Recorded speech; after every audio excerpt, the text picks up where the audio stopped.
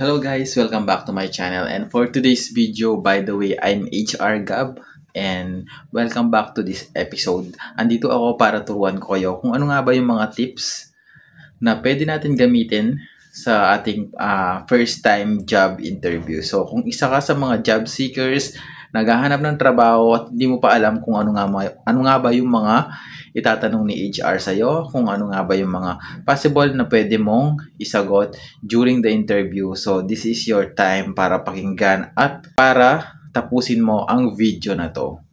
So by the way nga pala guys, meron akong mga inihanda dito na mga question namin na ginagawa as HR, and meron din akong mga answers na ginawa para sa inyo para makapaghanda po kayo during your interview. So based kasi sa aking experience bilang HR ng isang company, so hindi ako nagbe-base doon sa possible na magiging sagot ng aplikante. So, hahayaan ko lang din siya kapag nagtanong ako ng isang question. Isahayaan ko siya magkwento kung ano nga ba yung mga past na mga naging employer niya before or mga naging trabaho niya before. So, pero dito sa episode na to, bibigyan ko na rin kayo ng isa sa mga iba't ibang senaryo kung ano nga ba yung mga possible na tinatanong ng isang HR. So, naghanda ako dito ng isa sa mga tinatanong nila. So usually sa aming HR, diba, tinatanong namin. So unang-una, ang tell me about yourself. So sabi dito is magpakilala ka naman. So kapag kasi sinabi natin tell me about yourself, hindi mo pwedeng sabihin na is tungkol ito lahat sa'yo. So kapag kasi sinabing tell me about yourself, tumutukoy ito doon sa mga possible na naging experience mo sa trabaho. Like, for example, dito, no? Minsan kasi, ang sinasabi dito is yung kung ilang taon ka na, kung ano nga ba yung pangalan mo, which is nandoon naman sa ating resume, no? Kung mapapansin mo, sa akin kasi, hindi ko na siya tinatanong kasi as long as nakikita ko naman yung resume ng isang aplikante at na-review ko na siya, yun lang yung itatanong ko, yung mga hindi ko pa nakikita na gusto kong malaman sa kanya.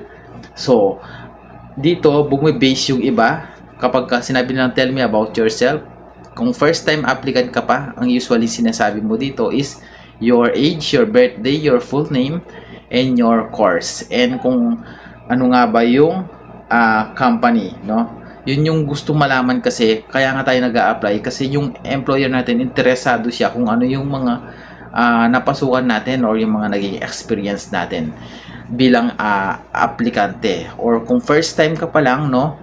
Kung first time ka po, paano po ba kapag first time na nagtrabaho or nag-apply ng trabaho pero tinanong sa amin yung tell me about yourself? That's the time na sasabihin mo kung ano yung mga qualification na gustong malaman ng isang employer. Di ba kung makikita ninyo, bago kayo nag-apply, may mga qualification yan. So, bago kayo nasala, bago kayo na invite sa interview, may mga qualification like 4 years graduate kayo, doon sa height, mga ganon. Ano nga ba yung natapos nyo? Ilang taon na po ba kayo? So, yun yung mga possible na pwede mong sabihin kapag tinanong ka na tell me about yourself. So, pangalawa, bakit ka nag-apply sa posisyong ito? So, ang layunin mo dito, ano nga ba yung dahilan kung bakit ka nag-apply sa posisyon niyon? So, dito, no, halimbawa, ang magiging sagot mo dito, so, interesado po ako sa posisyong ito dahil, tugma po ito sa aking karanasan kung meron po yung experience, or tugma po ito sa aking skills, sa aking kakayahan. Gusto ko pong makatulong sa inyong kumpanya at sabay na maging marami pa po akong matutunan. So, yun yung mga possible na question. Gusto ko pong mag-apply sa inyong kumpanya para mas marami pa po akong matutunan. At the same time, ma-improve pa po yung aking skills. At base po sa akin is tugma po ito sa aking karanasan kung meron na kayong maging experience. So, number 3, ano ang mga kalakasan mo at saka kahinaan? So, usually ito, tinatanong ito, especially doon sa mga call center agents, no? Pero hindi ko sinasabi na lahat, no? Pero kapag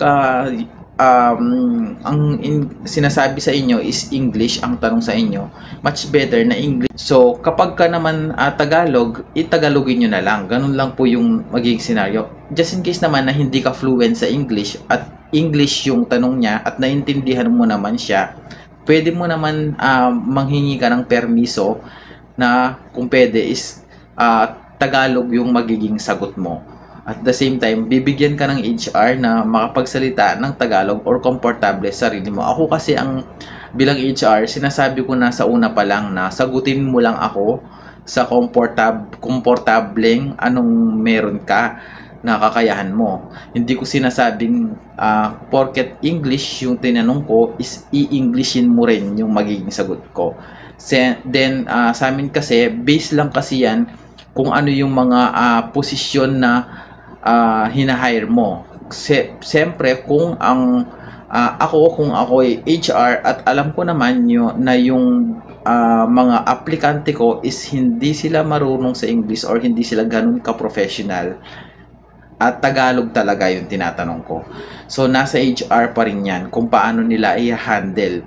Kasi baka naman in English mo tapos ang ini-interview mo lang pala is yung mga laborer, mga ganon, yung mga mababang posisyon lang. So, siyempre hindi naman yun makatarungan kung ikaw yung magiging HR. So, kailangan bumabase rin tayo kung ano yung mga posisyon na dapat natin na hinahired. So, kung mataas na posisyon yan, mas maganda kung English talaga yung isasagot talaga sa atin. So, number 4, ano naman ang kahinaan mo? So, yun nga nasabi ko, no? Based dito, magbibigay ako ng halimbawa na ginawa ko dito. So, ano yung kalakasan mo? So, pwede mong sabihin na isa sa mga kalakasan ko ay yung pagiging responsable at maayos sa trabaho. No? Marunong din po akong magsama at mabilis po akong matuto ng bagong mga gawain. Siyempre, dun lang tayo sa totoo, no? And dun naman sa kahinaan, kapag tinanong tayo, minsan po ay sobrang focus po ako sa trabaho kaya nakakalimutan ko ng mag-break. Ako, ganun yung kahinaan ko talaga, no? Pero ngayon, sinisigurado ko pong balance ang oras ko para hindi po ako ma-burn out. Yun yung parang magiging segue mo, no? Number 5, bakit ka umalis sa dati mong trabaho? So dito, kailangan maging honest lang tayo, no? Kasi kapag tinanong tayo, usually kasi may mga possibilities na nagiging dito kapag bakit ka umalis sa dati mong trabaho. Minsan kasi may mga aplikante talaga na nagsisinungaling. Minsan may nakaaway sila, may nakalitan sila na ganyan, no? Hindi nila yon sinasabi. So ako kasi during the interview bago ako naging HR, no? Sa totoo lang po, ganun lagi yung nagiging intro ko. To be honest po, ganyan, ganito, ganyan. Kinikwento ko sa kanila at the same time nakikinig yung mismong nag-i-interview sa akin.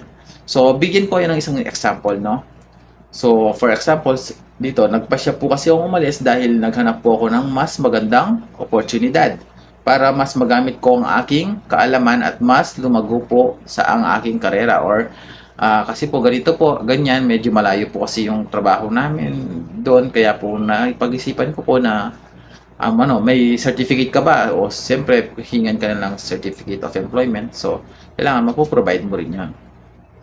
So next po, ano ang alam mo tungkol sa kumpanya namin? So siyempre, bago ka pumasok sa interview, kailangan nag-research ka na. Kailangan naibigay mo na yung knowledge mo about dun sa company na ina-apply mo. Baka naman nag-apply ka dun tapos hindi mo alam na ganun pala yung scenario or ganun pala yung ng company mo na ina-applyan, so hindi ka fit pa rin do. So bigyan ko yun ng isa sa mga sample na ginawa ko dito. So kapag may sabi niya, no, ang kumpanya ninyo ay kilala sa pagbibigay ng kalidad na serbisyo ng mga customer, mga ganyan. So, kailangan, yun nga sinabi ko, no, kailangan mag-research kayo. Ang kumpanya nyo po ay gumagawa po. Like, for example, sa gamot yan, no? Sa mga gamot po na ganito, mga ganyan. So, i-explain naman yan sa inyo. So, pampito, paano mo ina-handle ang stress o pressure? Kaya po nila tinatanong to, kaya namin tinatanong minsan ng mga HR to. Once kasi may nag-apply na aplikante, no, lalo na kung first time lang yan. Kapag ka na-stress sila, lalo na or napipressure sila, magde-decide agad sila na mag-resign. Kaya usually tinatanong namin yan. Kaya kapag ka bumagsak sila dito sa tanong na to, 50-50 na kukunin namin sila. Kasi nga po, may tendency dito na, halimbawa, nai-stress sila na sobra, hindi pala sila ganun ka-fit dun sa trabaho. Hindi sila, kumbaga nasasabi lang nila na can na-handle nila yung under pressure, ganun. So, pero hindi pala, no? So, sabihin niyo lang totoo na kapag may pressure, inuuna ko po ang time ng time management. Gumagawa po ako ng listahan na gagawin. Inuuna ko po yung mga halagang kailangan. Kalma lang din po ako para hindi madagdagan yung problema. Parang yung ganun lang yung mga ganung kasagutan lang, no? So, and the last, yung kung may question ka pa ba. So, dito na papasok yung may training po ba? May benefits po ba? So, yan na. Sasagot na yan. So, siyempre, sa first interview, may final interview yan. So, alam ko kasi kapag ako kasi yung may initial interview ako, kasi yung nagsasala ng initial interview. So, may final interview pa rin. Kapag may final interview, minsan ako naman din yung nagpa-final interview. So, nasa akin na yung desisyon, no? So, kailangan alam mo rin bilang HR, alam mo kung ano yung training, kung ano yung mga dapat nilang malaman. Baka nilagay mo lang siya doon, wala namang nangyari, hindi niya pala alam yung kanyang gagawin. So, kailangan may training tayo. So, by the way guys, ako nga pala ay HR sa isang security agency. So, kung gusto niyo ng about sa labor law, yung about sa kung gusto niyo ng recruitment, so pwede niyo po akong makontak. Ilalagay ko yung Facebook page ko dyan, yung personal information ko, para makontak niyo po ako sa mga gustong mag-apply ng security officer, and also sa mga nangangailangan po ng agency ng security, sa mga nangangailangan ng mga security guard dyan, ng mga company. So, you may contact us po dyan sa ilalagay ko dyan sa description and sa comment section below para makontak nyo po ako. And yun lang guys, and don't forget to like, follow, and share sa mga nakakapanood ngayon dito na mga applicant, and hopefully na nakatulong sa inyo yung mga tips na sinabi ko sa inyo.